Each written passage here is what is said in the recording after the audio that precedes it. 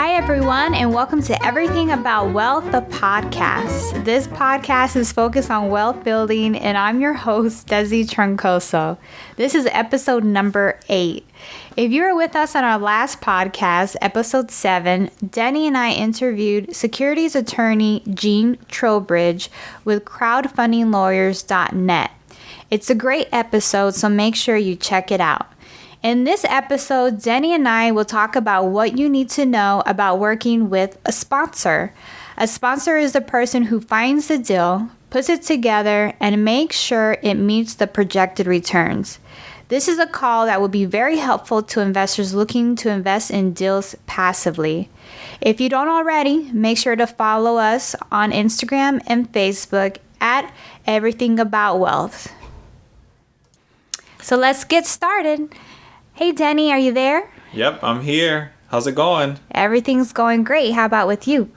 Hey, it's August. We have, a hurricane's coming to Florida now? Who knows? It's a tropical storm, but they said it may get bigger. Uh-huh. So we're still waiting. But you know how the waiting game is. You look at the news and you don't want to work all day. Oh, yeah. No, really, like I said, if a hurricane comes this way again, I really just want to get out of here because, you can't work. There's really nothing to do. You might as well just be on vacation. Right, yeah. Or looking at a different market. Yeah, it's definitely a conversation starter. Yep. Like when we go into even the gym nowadays, they ask us, hey, how about that storm? Yeah, are you prepared? Are you prepared for it? And we're kind of like, oh. Yeah, and I don't want to get bogged down on it because, the news, they're just going to hit this every minute of every day. Yeah. They're going to be talking about it, and then it's just going to take all day. So I don't even want to look at the news. I haven't even watched where the trajectory is until today, and people have been talking about it for days. So, but either way, what are we talking about today? We are talking about what are some of the items or things that investors should know or need to know about working with a sponsor. Yeah, sounds like a good topic. It is. It's a very important topic. Okay. Well, where do we start? I think one of the first things that a lot of times people ask is, okay, I know I'm an investor and I'm going to be partnering with someone to buy a multifamily property or whatever real estate asset you're looking for. So one of the questions that we should ask is, what is a sponsor? Yep, that makes sense. That's a good way to start. So a sponsor is a person, if you are an investor, you have capital, and you're looking to invest the money, a sponsor is a person that's going to go out and try to find investment opportunities. And then what they're doing, they're going to put a group together. So a sponsor could be a company, a group of people, or it could just be one person that owns that company. So it just depends. And then that sponsor is going to look for deals. They're going to underwrite it or analyze it, make sure it's a good deal. Then they're going to find capital, whether it be like a mortgage, like a bank debt, or equity through investors, to close the deal. They're basically going to work that whole project, do the due diligence, once close the deal with investors and the bank, and then help operate the deal from beginning to end. So this is the person that has a lot of responsibility. Yes, I was just about to say that. What don't they do in a deal, right? Seems like they're really driving the entire deal flow all the way through purchasing and due diligence. So it seems like they're very involved with it. And so that's why it's very important when you are partnering with a sponsor, you partner with the right one. Hey, yeah, that's 100% true. A good sponsor has a person of integrity, a person that's responsible. They have some type of experience in the sector. A track record is really what you're looking for, and that they've done education on the topic of whatever they're trying to raise. So sponsors could be, they could be raising money for a business. They could be raising money for an office building purchase. They could be raising money for one of the most popular things right now, which is apartment buildings. Right. Another thing is, a good characteristic is, what is their communication style? Mm-hmm. So how are they communicating with you or plan to communicate with you in the future? Are they someone that is going to be just sending reports by email and you have questions and that's the best form of communication with them? And are you comfortable with that if you're someone that likes to talk on the phone? Exactly. Or are they going to be someone that's more where they have their meetings by phone, where they go over information, but maybe you don't have time to get on the phone all the time, so you prefer emails. Exactly. So it's just one of those things that you have to ask them in the beginning so you understand the expectations of how you're going to communicate with them about the deal. Exactly. Great. So now that we know what a sponsor is, can you tell us a little bit more? What are the characteristics of a good sponsor? So the characteristics of a good sponsor are, number one, you want someone that's experienced, that has a track record, that's done this before, and in the particular asset class that they're presenting, that they're buying. If you're buying office buildings, they should have some experience with office buildings, or someone on the team, sponsor team, should have experience with office buildings. Same thing with multifamily. What's their background? Is their background in real estate, or is their background in business? If they've done something like this before, or that would be great. But if they haven't, maybe they work for a company that has been buying apartments or buying office buildings. They have some business experience. You want to look at all that, right? Because they say that the most important person about the deal, or the most important thing about the deal, is the management team. Right. So you really need to take that into consideration. Great. What do you think about like communication style or personality style? Communication style and personality, really, I'd say this is even the most important thing, because people say it doesn't matter how much you know until they know how much you care, or something like that, the saying goes. This is a marriage. You're going to be buying a deal, and an investment of this type can take anywhere from 2 to 3 years on the low end to 5 to 10 years. So you want to make sure that this is someone that you're going to be able to have a relationship with and get along with and communicate with down the line. Their personality may not be, they may be a person of integrity, number one. You want to work with someone that you trust. But the second thing in the end is really, are you going to be able to get along with this person? Sometimes the personalities, your personality may not work with someone that is tough, is short, they don't speak well. You may be a person that you like to communicate on the phone, or you have a lot of questions. So you want someone that's a bit more patient to work with you. And vice versa. You may be a person that you like get straight to the point, don't talk a lot. And if you have a sponsor that they're very detailed, they follow through a lot, they explain things a little bit more than you want it, then you probably don't want to work with that person unless you can deal with those things. Right, I agree. And of course, the main thing is they have integrity, but the communication, the personality style, when it comes to defining good sponsor, I think it really just depends on each individual person, and again, how you get along with that other person. But always make sure you have someone with integrity, because you want to make sure you're doing someone who's doing the right things. Yeah, I always tell people do business with you for two reasons. They like you and trust you. So exactly what we talked about. Very good. Now, I do have a question, and I know some other investors may have this question as well.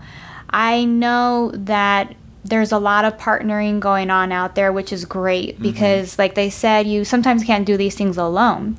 So when there's two business partners in the deal, how do you go about finding out if it's going to be a good fit for you? What are your thoughts on that? Well, you need to know who's going to be running the deal. You need to know the resume of the entire sponsor team. So if it's 2 people, 3 people, 4 people, you really should know who's part of it. More of who's going to be handling investor relations if it's more people. But you need to know who's going to be part of it and who are the point people. If you know you have one person in front of you that you're meeting, and then they're the person you're going to be working with, that's great. But there should be a backup person that you should be able to talk to as well, have a conversation with, and make sure you're going to be able to get along with them too. I mean, different reasons. But the worst case is maybe the person passes away, dies. So you need to be able to have a backup plan, because this is your investment and this is something you're going to be doing long term. Yeah, I completely agree with that. That's great advice. So, I mean, we're looking for this great sponsor. We're ready to work with someone. We're ready to partner with them. Where do we find a sponsor? Well, there's so many ways to find a sponsor. Right now, we live in the information age, the age of the internet. So I think this is a great way to find a sponsor online by, basically looking at maybe Facebook groups or local organizations in your area. It could be investor organization, but I would if it's an investor club, I would really try to look at something that's focused more on commercial real estate, because typically residential, they're not really doing sponsors. Sponsors are working on bigger deals because that's where enough to give a return to an investor. So that's a good way. I mean, in your community, referrals are fantastic. Right. I mean, talking to other investors, other people that maybe invest passively, or maybe talk to other professionals in the area, your accountant, your attorney, and ask them, look, do you know any sponsors that are putting deals together? Another thing really is to network in the community. If you can go to some of these groups, some of these associations, and talk to people and see if anyone actually does this. And then, I mean, it ends up being a numbers game. Then you need to look for a fit of a person that's a good fit for you. Some other areas are maybe real estate events. There's conferences sometimes around the country that you could attend some of these events and just be flat out and say, talk to people, build in conversation. Yeah, I'm looking for investments to be a passive investor. I'm looking for sponsors, and then you can say what type of experience you're looking for, have an idea. And the last one is the one that's getting really popular now, and it's crowdfunding. It's kind of an easy way to find deals. You go on these crowdfunding platforms. There's several out there, and you can find sponsors through these platforms where you can invest money in those deals. Yeah, that's becoming a big group of investors. I think is starting to get more popular. Has more investors are trying to find an easier way, right, to be able to place their capital in outside or diversify their investments. Yeah, I think it's a great way to do it. It makes it a lot easier. So it's definitely getting very popular. Very good. Okay, so I want to go, and you told us some places that we can go find a sponsor. Now, how do private investors start building a relationship with these sponsors so they can make sure that they are on their list for their next deal? Great question. And the first one is, if you've met a sponsor, you have their business card, you want to visit their website and see what information is on their website about them and their company, what they're doing. Maybe they have frequently asked questions. You want to go through that. With the sponsor, I'm a person, I like to meet people. If you're in my geographic area, and I meet with them one-on-one, have a conversation over a cup of coffee, ask them questions, and we'll get to questions in a little while, what type of questions, but really have a one-on-one conversation. And as you're having a conversation, just think about it. Is this a person that I could do business with? Later down after the meeting, also think about it again. Could I work with them? Do I trust them? Do I feel comfortable with them?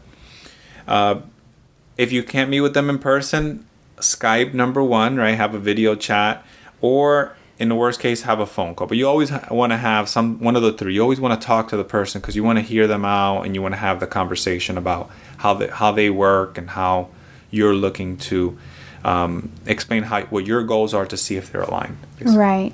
And a lot of times, what we do and what we've seen, I know Denny, he's very involved with investor relations. He puts together a PowerPoint presentation, and then from there, after the initial meeting, they'll have more of another meeting regarding the company and what we've done in the past as well, to go over how we structure our deal, how we work, because every sponsor is different, right? Mm-hmm, exactly. Yeah, so what we try to do is, number one, to build a relationship, partly because that's the right way to do business, right? Because you should know who you're going to be working with. But at the same time, it's also, there's some securities laws that you need to follow that you should be building a relationship with people before presenting an investment to them. So we follow that, and we have a conversation. We make a presentation of some of the things that we focus on, the deals that we're looking for, some of the things that we've done, and then at the end of that, we explain, is this something that you're interested in? And the person, says yes or no, and most of the time it's yes. But then in the end, what we do is we look at specific deals. So we say, well, look, this is the easy process. I'll keep in touch with you. We send out, like a quarterly newsletter. We keep in touch. When we have a deal, we're going to send you an email and call you on the phone and just say, look, we have this deal. Is this something you're interested in investing now? And then at that point, you could, thumbs up or thumbs down. It's not personal.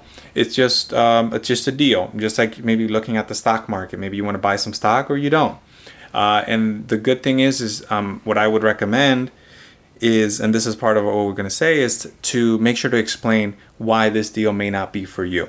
All right, maybe say, the returns are a little bit lower, or I'm not comfortable with the location. Maybe I don't want to invest in this type of asset. Could be 101 things. Maybe you have your money tied up. You say, you know what? Oh man, I'm so interested in the deal. I think it's a great opportunity, but I don't have any money right now because I invested in this other deal, or I use my money for something else. So I think communication with the sponsor, once you find a good one, is really important too.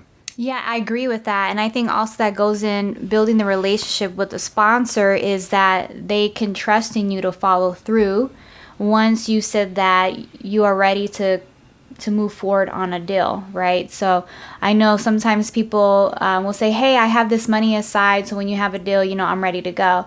But then when you call them and try to follow up with them, if there's no response back, then it's, okay, what's going on? Are they really interested in doing a deal?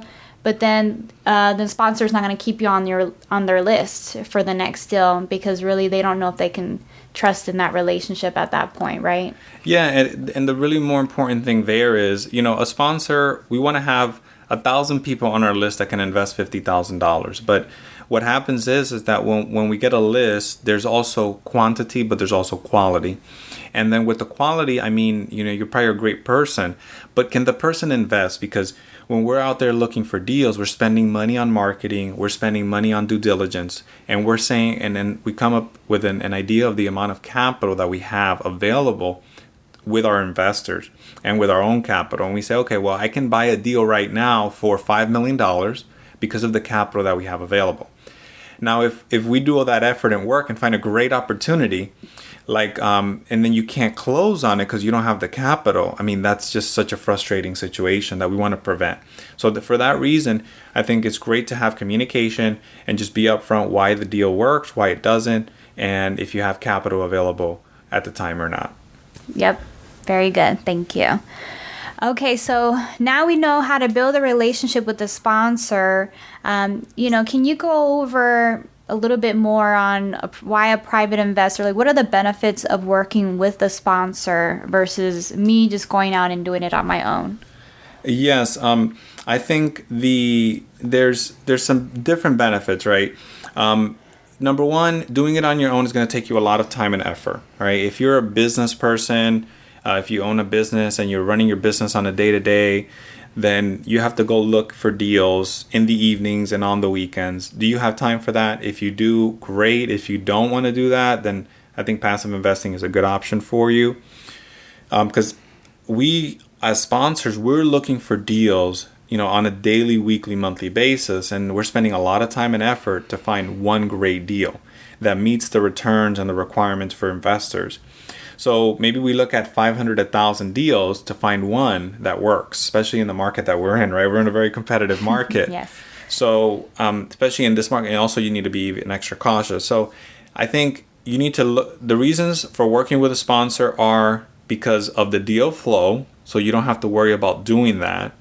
Another thing about it is you need education, right? So you're going to have to, before even the deal flow, you need to make sure that you get the proper education so you're underwriting these deals correctly. So when you see a deal, it's really a deal, not a dud, right? Right. So you prevent all that. Now, I think there are some benefits to finding the deals on your own because you get all the profit on your own. But then you do have to do all of the work also throughout the deal. Okay, great. Now, we've gone over that. What is the difference? Because there's a lot of different sponsors out there right now.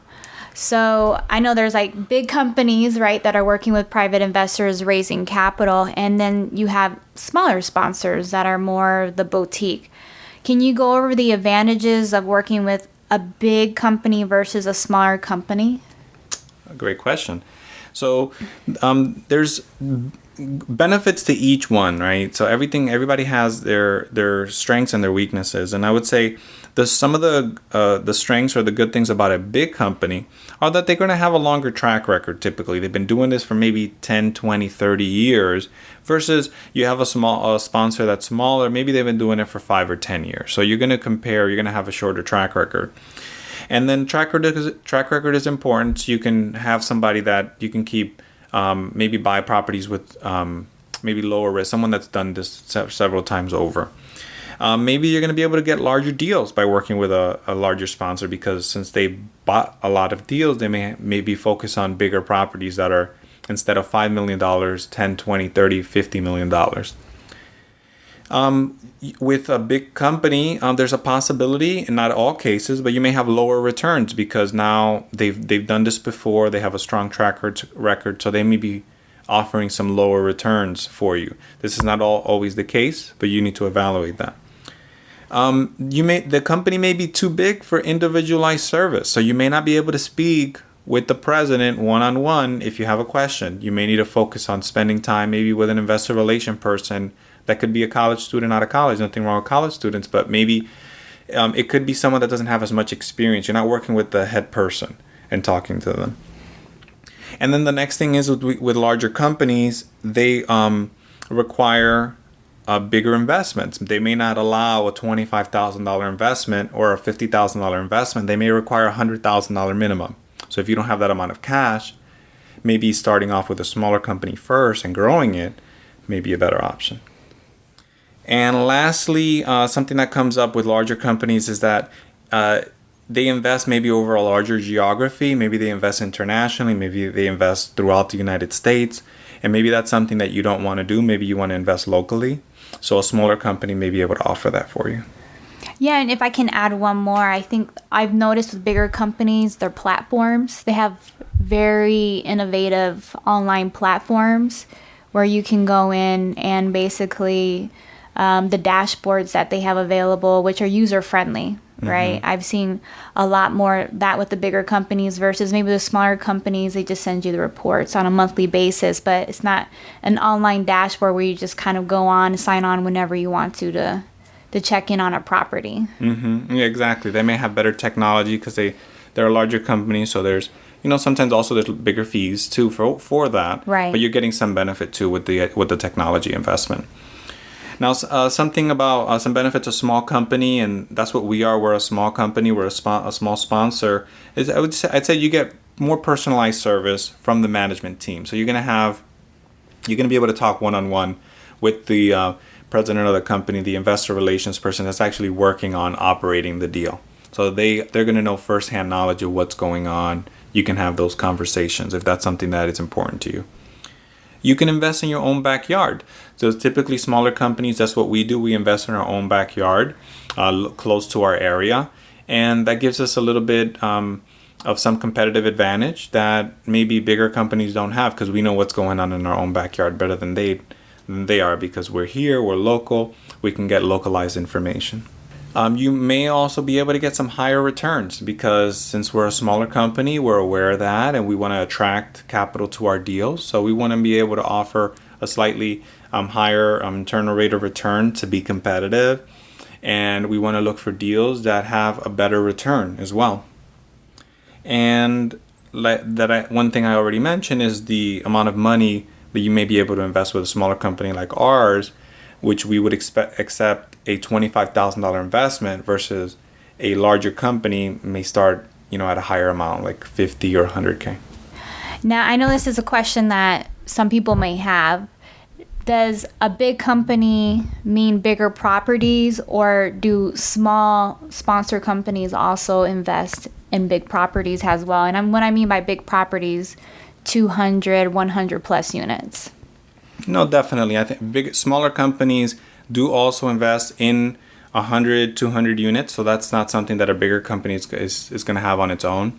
So that's something that it would be on a deal by deal basis that you need to look at. Exactly. And then also one thing I'll mention for sponsors that are some of the online crowdfunding companies is that if you want to invest maybe as low as $500, there's sponsors out there or crowdfunding platforms that will accept such a low investment. All right. Great. Now, we have all this great information about finding a sponsor, what the differences are between a bigger, smaller company, so we can find out what's the best way for us to go depending on our comfort level and type of service we want at the end. Now, I think it's important because I'm always talking about this. I feel like a broken record, but as a private investor, there are some things that you should know. And what I mean by things, right? What are things?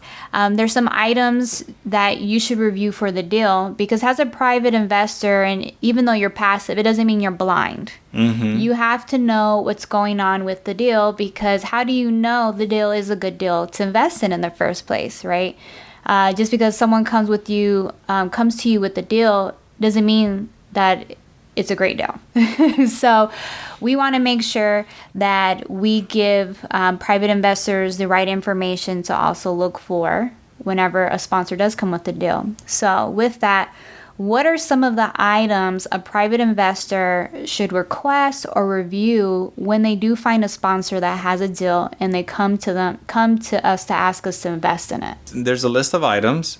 And these items, really, the sponsor team should be providing them, no questions. Like, frankly, in the marketing package of the deal, when they're providing the deal to you, they should say, we have these items available. If you're interested, let me know and I'll forward those items to you.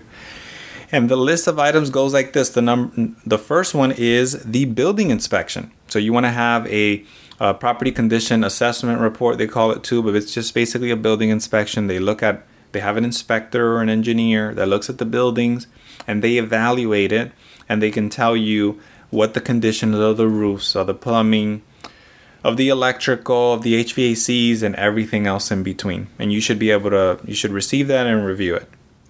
The next one is the environmental assessment. So when you're buying commercial real estate, you're looking at the environmental risks that the property may have. So there's a report called the Phase 1 report, and they review if there's any environmental contamination at the property.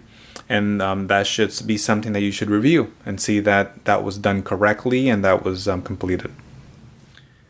The next one, which is an important one, it's the appraisal. Yes. So you want to know the appraisal. It may be an appraisal that's telling you the exact value of the property today, which is very important. But also the appraisal may have a after repair value if they're going to be doing renovations and increasing rent within a certain time period. So that's something that the appraisal could also include. And you want to evaluate that and see what the values are and see some of the assumptions that the appraiser has. And I think the appraisal report is something a lot of people don't like to read these days, but I think the appraisal has a lot of information that you really should sit down and try to take a look at and see what the appraiser said about the property, because that'll give you a lot of information for the asset and about the market. Right. And make sure it's correct. I mean, we've had a little run through with an appraisal we received after closing that actually had an expense for property taxes that were incorrect, right? Yep. Mm-hmm. Which meant that the value of the property was higher. Exactly. Yeah. So you definitely want to review the documents in the appraisal report were the correct documents that were used. I mean, the sponsor should also be reviewing this, but that's definitely something to look at. You should be getting a survey. This comes closer to closing, where they basically look at make sure the property lines are correct, make sure any easements on the property are not affecting the value of the property, so you're aware in advance. That's something that definitely needs to be completed. Private placement memorandum. So if you invested money or you're going to be investing money, the sponsor should be talking to a securities attorney, and like a person like Gene, like we had on the last call, and they need to get a private placement memorandum done to be in compliance with the SEC. And this is something that it's basically just covering all the risks that the property has, all the information, so you're aware of all the risks, and then you should be able to review that so you are protected and make sure everything's in compliance. Another item that's going to be included in the package, probably with the private placement memorandum, is the operating agreement. This is the document that is typically created by the securities attorney. And what the document is basically a contract where it explains all of the rules, all of the rights of the owners of the limited liability company. So it explains your rights, it explains the management team's rights, all that is included. So you want this document, I highly recommend you get it reviewed by an attorney. so you have an understanding, especially at the beginning. After it's maybe your first investment, you've done investments several times, maybe you can talk to your attorney and you can focus on some of the areas that you really need to look at. But this document explains your ownership, and it also is going to go over the rights and responsibilities of the management team, the rights and responsibilities of the members, which it's basically the members of the company are everybody that owns it in an LLC. Very important document. Right, I agree with you. Another item I think also that's good to review is the trended 12-month profit and loss. And usually what we look for in the P&L, which is another way to say it, is going to be the trend, right? Is the income going up? Is it going down? Where there's some months where it was lower than other. Why? Could it be because it was the holidays? There's so many questions that you can ask, but in most cases, you want to ensure that the income is going up, right? Yeah. Unless it's a property that you're going in and you're aware that maybe there's some operation deficiencies that you're basically buying it to go in and correct, right? Exactly. But it's really important to review it to see what are those trends in the P&L. Yeah, no, very well said. Okay. Another item is also the recent rent roll. It just gives you an idea of currently what the occupation may be for the property. Yeah, the occupancy. Yeah, the occupancy. Occupation. I'm looking for a job. The occupancy. What are the vacancy as well? So that gives you a little bit better idea. And then also, what are the rents? Are some people below market? What is an average rent that they're getting right now? Can that be increased? What is the market rent? And those are some areas you can identify. Now, I mean, that's not something that you necessarily need to go out there and research and verify, because that's the job of the sponsor. But that's something that should be referenced and explained in the package of everything that you're looking at. Right. So if there's a rent roll and then the rents are $500 a month, there should be a clear explanation, maybe from in the appraisal report or something the sponsor's sharing with you, where, oh yeah, they can raise them to $750 because it's clear, there's data, there's evidence. You're verifying basically at this point. Yeah. Yep, exactly. So the next one is the offering memorandum, and this is only going to be available if the property was listed by a real estate broker or a real estate agent. If it's not listed by a real estate agent, it's not going to be available. But basically, it's like a broker package, like marketing package. They're putting out the property for sale, and they did some research about the market, and they probably put together a pro forma, and they looked at a lot of little different things about the property, and they put it in this package and why it's so great, and then you can get to go ahead and review it. The next one is the sponsor team should have made a pro forma, a projection of the property and for the amount of the time of the hold. So if it's a 3-year hold or a 5-year or a 10-year hold, you should have projections on how much the income is going to be every single year and how much the expenses are going to be every single year, and then based on the expected sale date, what the returns are going to look like. So I should have a lot of information on the projections, and that's something that you as the investor should be really looking at with a fine-tooth comb, because that's going to be based on what your returns are going to be for the property. Right. Yeah. And then another one, right, is a capital expense budget. Mm-hmm. And that would be part also with the projections. Yep. Would be in there. It includes more. If you're doing renovations on a property, you'll see more of the larger items. Maybe there's some HVACs, a roof, etc. That needs to be completed. So they're going to put those funds inside of the CapEx budget, especially if they're raising the funds on the front end. Mm-hmm. But also it's good to know what they're going to keep in the capital expense budget. Sometimes reserves, capital X, sometimes people put them together, right? Mm-hmm. But you want to make sure that they're keeping a sufficient amount on the side so that any repairs coming up in the future, there's funds there, mm-hmm. right? You don't want them to have what we call capital call, which means they call the investors and say, hey, we need money to go fix this. And, mm-hmm. As an investor, you don't want that call, right? Exactly. So you want to have an idea and make sure that they're putting some money aside for the capital expense budget. Exactly. And we kind of went over this. I kind of said like the renovation, if there is CapEx, may or may not go with that. But if you are going into a property, you just want to make sure that they have included what their plan is, what the budget is. Maybe they're going in to turn the units to make them more updated. Maybe they're taking it from a C to a B property because they're wanting to put granite in it. They're wanting to offer other services. Like we've seen even the new ring, where the doorbell, where it goes to your phone and you see who's outside. So there's a lot of different. Yeah, to make it smart, like, I mean, that's some renovations that are going on where they can control the AC, Yeah. and different things like that. But you want to make sure that the budget makes sense and that everything's budgeted correctly. Like, if you may be able to check if they're saying, oh, no, we're going to be doing HVACs and we're replacing them for $3,500. You say, okay, so how, what's the tonnage and how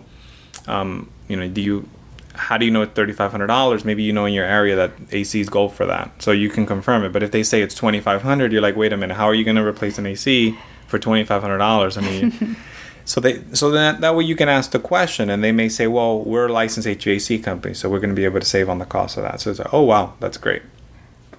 And last but not least is the resumes for the entire team. So you want to look at everybody that's on the team, who's part of the sponsor team, but also an explanation or a little bit of a summary who else they're using. Maybe, the attorneys, the management team, and so on. Right. And I know it seems like a lot of items, but we're going to have this information within the blog on our website. So you can see what items to request. So you have a checklist, basically, because I know it's a lot to hear over a podcast. Yes. Yes. And like me, I'm a checklist girl, so I know how it feels to need something to check off. Yeah, exactly. All right, so now that we know a little bit more about what are some of the items we're going to look for or from the sponsor, how about information on how the deal is structured? What you're looking here is you're looking at the different risks that the property has, or whatever your investment is. If it's a business, if it's real estate, what are some of the risks of that type of asset?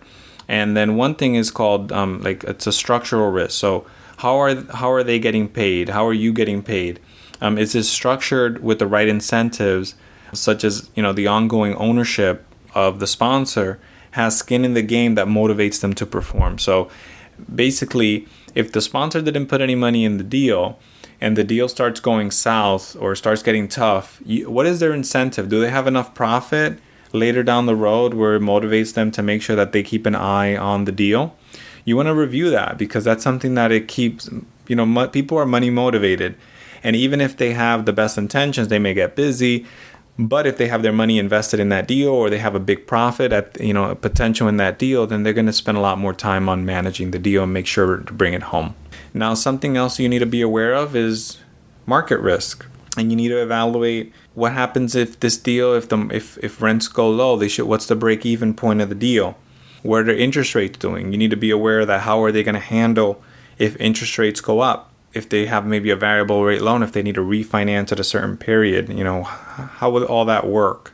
Right, because usually in some, there may be where they have a balloon after 3-5 years. So you want to understand more about, okay, well, what happens after this term, right? Are we refinancing, or is the plan to sell? Yeah, and you'll know that ahead of time, right? What the investment goals are. Maybe it's a 3-year hold and then sell the property. Right. Or maybe it's 5 years, and then you have to do certain things within those 5 years. Mm-hmm. And the other thing you need to be aware of is, depending on the asset that you're investing in, some of the risks with that asset. For example, if you're buying multifamily, you know that multifamily is typically lower risk because there's a lot of demand for apartments. People need a place to live. And they do well at the top of the market cycle and at the bottom of the market cycle. Right, versus other asset types such as like office buildings, which may have a higher vacancy in the bottom of the market cycle. Correct. Right, so you really have to understand how that moves up and down and which one may be a better risk for you. What about development? If you're investing in it, you need to understand some of the risks involved. There's a construction risk because the property is going to be under construction for a certain amount of time. and there's not going to be any cash flow for that amount of time. So if you're a cash flow investor and you're looking for just to get a return every single month, maybe development is not for you if you're not willing to wait a year or 2 years while the property is first built and then leased up. Something else that there's also entitlements and there's also environmental risks. So entitlements mean that they have to, maybe if they're buying a piece of land and they're saying they have to change the use on that property with the local county, the zoning, then that's another risk that you need to be aware of, because will they be able to do that? Maybe they won't, and then if they can't, then the money for that investment is gone. So development carries more risk than buying an existing property because there's so many variables that you're basically trying to put something that's not there and bring it to an operating asset. It's basically like starting a business from scratch. Right. And there's also, I think, location risk as well that private investors should be. You don't have to be the expert in, right? But maybe they will give you some market research, or you need to look up yourself to learn more about the different markets that are out there, where the asset is currently located, and how that may affect them. Correct? Yeah, because there's around the country, there's primary, there's secondary, and there's tertiary markets, and you, depending on where the property is located, the larger the market, the better, because there's more people, there's more jobs, right? More stability, and then less risk for you and for your money. Right. Depends on how quickly it can sell because of how people are attracted to that market. Exactly. Right. Exactly. And then other things to consider too is the market growing, jobs and population. Are they coming in or are they leaving? Mm-hmm. Yeah. You definitely. I know. Sometimes we see a deal, and we're like, "Wow, what a great deal! It's so cheap." When you look at the market, it's because a lot of people are leaving the market, right? Exactly. So the value, of course, is going to be a lot cheaper than in most areas where it is more attractive to invest in the property. Yeah, I think in the end, do you want to get on a sinking ship is the question. Definitely don't want that. Definitely don't want that. Yeah. Mm-hmm. And then, of course, you can be familiar, and I think we've talked about this on other podcasts. Is it Class A, B, C, D, where the area is within the market? So you have a better idea of what the rents are. Why are they so low, right? Versus other areas that may have a higher rent because it's more of a Class A property that's new developed. Mm-hmm. But it carries some risk because if you have a D property or you're located in a D area, it may be harder to sell when it comes to selling the property. Right, exactly. In the future. So those are some things to consider based off of what the exit strategy is within that particular investment. Yeah, and then there's so many more risks. I mean, like we can kind of go down the line of so many other things to consider, but you just really need to be informed and aware of what you're getting into because you're putting your capital to work. I mean, everything has risk, so it's just kind of part of the game, but the key is to be informed and aware so you can manage it the best way possible. I agree. Great. So I know that was quite a bit of information, and I hope that helps everybody whenever they're working with a sponsor. We do just want to go over, we have a list of questions, right, that we have whenever working with a sponsor that is almost, I think, over 60 questions of what you should ask. What we did, we put the list of questions together where these are some questions that investors have asked us prior to investing with us. And also, these are some questions that we would ask if we were going to be investing in another sponsor's deal. And like basically, these are some questions that it would be great from investors to make sure that they ask, and so they can make sure to be informed and have all the information they need to make a decision. Right. And we're not going to go through all the questions. If you want the questions, you can email us for the list of the questions. And yes, you can email us at everythingaboutwealth@gmail.com for the list of questions. Okay. So we're just going to go over some important questions, though, from the list. Yes. And what's the first one? The first one, which is my favorite because I'm always talking about it. What reports should I expect and how often? And what happens if this is not met for several months? And the reason this is important, you just want to know how you're going to be receiving the information about the property. For us, we feel more comfortable receiving monthly reports, and I think a majority of investors that we've worked with like to see monthly reports. There may be sponsors out there that offer it on a quarterly basis, and you have to ask yourself if you feel comfortable with that because you really don't know what's going on with the property during that time. But you want to know that up front so that you're not freaking out if you're not receiving a report, or if you're supposed to be receiving a monthly report, which we recommend that you are receiving them so you understand what is going on with the property. Yeah, there's different sponsors do things different ways. We typically do a monthly report with a summary of what's going on at the property, what's the occupancy rate, and then we'll also share the profit and loss. Some sponsors, they'll just do a monthly summary, and then they'll do the profit and loss on a quarterly basis. So it's really everybody has different flavors. So just see what you're comfortable with and how informed do you want to be. But the reason I ask these questions is because this is really important, because some sponsors out there may not do monthly reports, they may not do quarterly reports, they may do as I get to it reports. And frankly, I wouldn't want to be involved in something like that, an investment like that. So you want to ask those questions up front. How often are you going to be expecting them? And then when are you going to be expecting them? Probably get that in writing. This should be in part of the marketing package for the sponsor. But then after that, what happens if it's not met? Because you want to be able to hold the person accountable. And I think one of the things is to be able to contact the property management company directly and get that information. So that should be spelled out in the operating agreement of the LLC. Other questions are, have you ever filed for bankruptcy? If someone is investing money with a sponsor, maybe you don't completely discount them if they filed for bankruptcy, but you want to know why and what happened and how did they handle that. Like maybe if they were doing investments in the downturn in 2008, a lot of people didn't do well in 2008 that were investing. So maybe they could explain some of the stories. And then at that point, you can also see if you feel comfortable with that person. If they went bankrupt because they got into a lot of debt that was personal debt and they don't have a good story and it doesn't make sense. And you're like, okay, well, this is probably not a person that I want to invest in. So you want to ask those different questions. Another question is, what are the outcomes of other investments? This just gives you a better idea on what some of the exit strategies the sponsor may have used for other properties. And also, it's good to follow up to see if there are any other investments that basically didn't meet what the goal was, what the exit strategy is, and ask them why. And then also if they overcame it and what the result of that property, so you can understand more about how they are handling some of the issues that may come up while you're holding an investment. Yep. And were they successful before? That's really important. Have they done this before? Maybe they say yes. I bought this property. We bought it. This was the goal. We completed it. There were challenges. Like everything has challenges, but we completed the goal. Investors got their return. That's also something that you definitely want to hear. The next one is, what happens if I need my money from this deal before the investment hold period?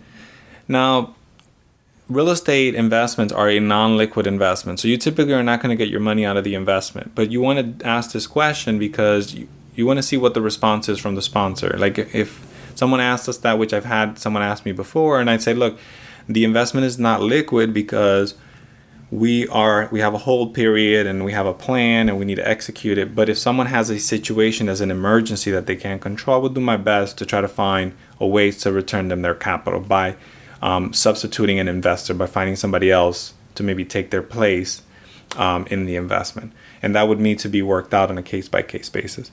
But you want to have a conversation with the person, because if they're saying, well, no, you're not going to be able to get it out in that period, then you're like, okay, well, this money's going to be locked in for 10 years or for 5 years or 3.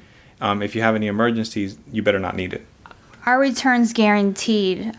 This is something you probably want to hear no, right? Yeah, because you really want to ask this question to see if you're working with maybe somebody that's getting started.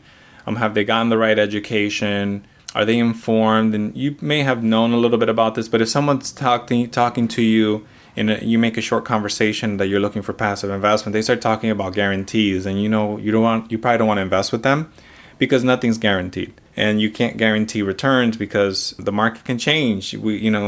Deals have failed that had every single thing that was positive, but the market just worked against you. So nothing is guaranteed. Right. Another good question is, how do you make money? This is asking the sponsor how they are making money in the deal. And you just want to know, are they charging any upfront fees, what those fees may be?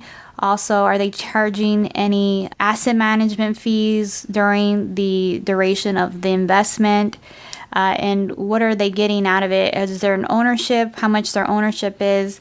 Just so that you can take into consideration, make sure you want them to get paid at the end of the day, because that's how they do a better job.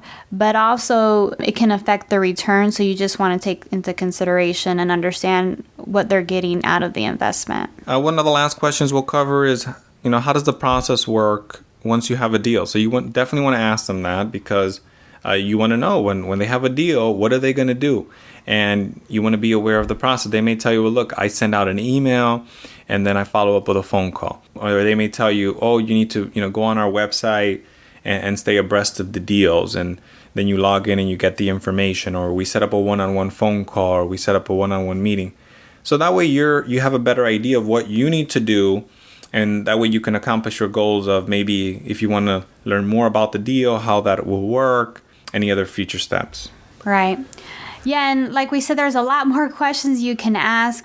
I don't know if you're going to ask all of them, but it's a great reference in case there are some that you want to take with you whenever you are having a meeting with another sponsor. I know when we got started, we partnered in a deal so that we can learn more about multifamily.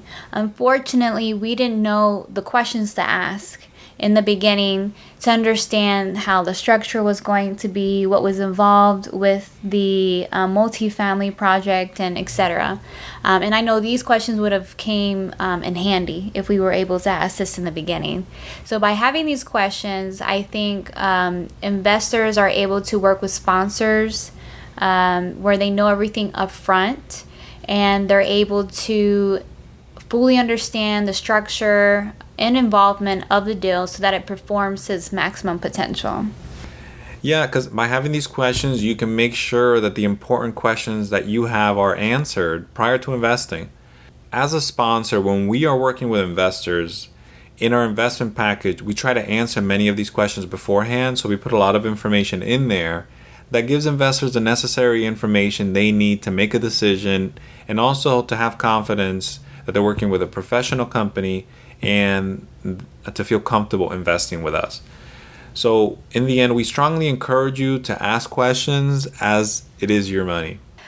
Now, in closing, I mentioned it before, but people do business with different people because they like and trust them. So to trust them, have they done this before? Right? Ask yourself that question with the sponsor. Are they a person of integrity? With the trust also, and is what they're making fair for the deal.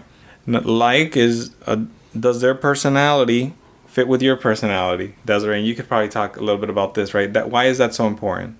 I just think it's important because all of us have different personalities, and so it may or may not go with others. Mm-hmm. And it's not a bad thing. It's just, one of those things where it doesn't come together for a successful partnership depending on each person's style. So I think at the end of the day, you just have to really ask, what does your gut say? Do you want to do business with this person? Do you feel comfortable? Do you think your personalities are going to be a good fit whenever you do invest? Because like Denny said, it's a marriage. You're going to be with them for the next 2, 3, 4 years, however long the hold is. And you just want to make sure that it's a pleasant experience. Hey, yeah, pleasant and harmony. I like that. Well, guys, I think that was a lot of information on how to find the right sponsor, and I enjoyed it. You enjoyed it. So thanks for tuning in. I hope you enjoyed the podcast today and that you feel better prepared to choose the right sponsor for your next deal. To learn more about real estate investing or how to be a capital partner, make sure to visit our website at www.everythingaboutwealth.com. If you like the show, make sure to subscribe and like us on iTunes or your favorite app. With that, see you guys on the next show.